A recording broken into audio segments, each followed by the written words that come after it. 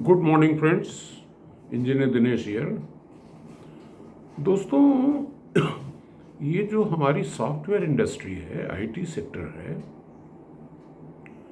ये अभी तक एक कुली के जैसा काम करता रहा, दूसरे का सामान ढोता रहा। यानी कि हमारा जो फोकस था वो विदेशों में आईटी आवश्यकताओं, सॉफ्टवेयर की आवश्यकताओं की पूर्ति में लगा रहा, चाहे वो इन्फोसिस हो, चाहे एचसीएल टेक्नोलॉजीज हो।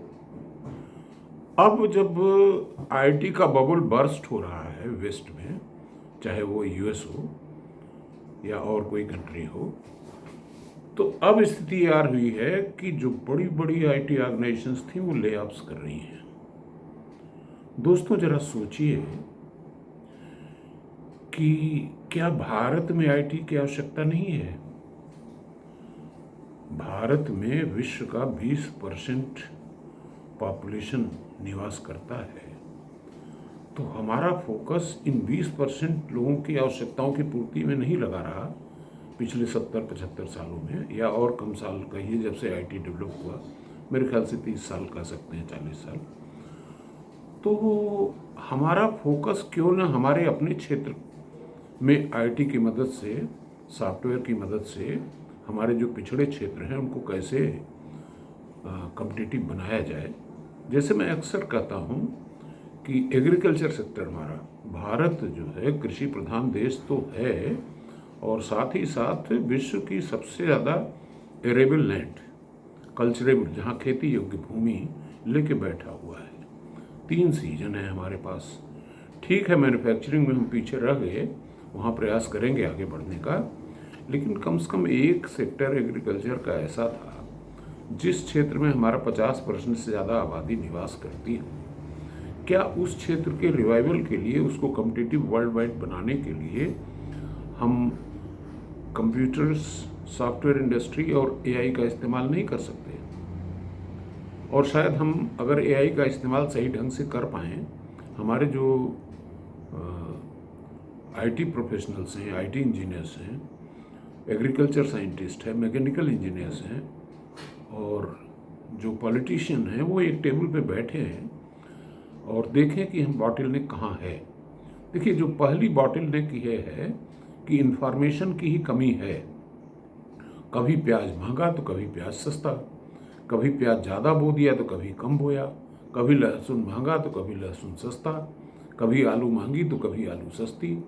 तो इन्फॉर्मेशन की कमी ये है कि हमें सोन एरिया अभी तक, आज जैसे मान लीजिए कि 9 अक्टूबर है, तो 9 अक्टूबर तक हमारा बोया गया क्षेत्रफल कितना है किस क्षेत्र में, और हमारी आवश्यकताएं क्या होंगी, हमारे बफर स्टॉक्स क्या हैं, उसके आधार पर एक एडवाइजरी जारी हो कि भाई मेरे देखो इस खेती में जाने का स्कोप कम है, इस खेती में जाओ।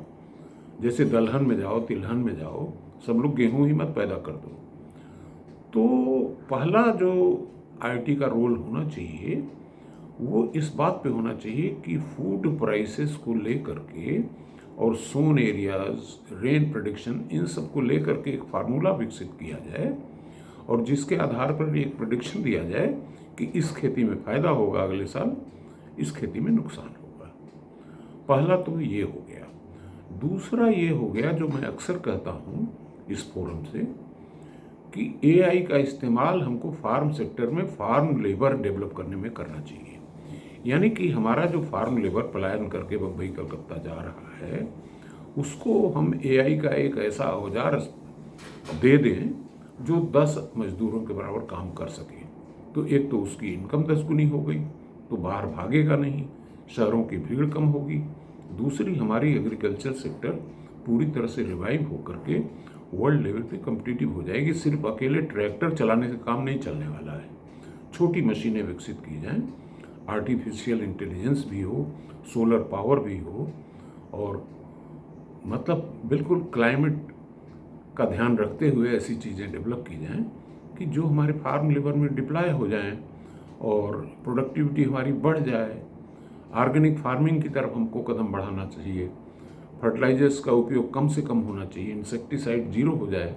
इस पे काम करने की ज़रूरत है और इतना सारा स्कोप है आईटी का इंडिया में, जिस क्षेत्र में जाओ वहीं स्कोप दिखता है मुझे तो बजाय इसके कि हमारे बच्चे जो विदेशों की तरफ भाग रहे थे, अब ऑटोमेटिकली नहीं भाग पाएंगे, क्योंकि वहाँ जब बबल ही फूट गया तो जाएंगे कहाँ से, ले आपका डर अलग लगा हुआ है।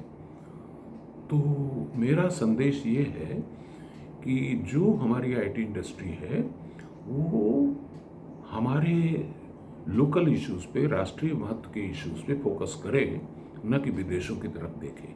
Thank you.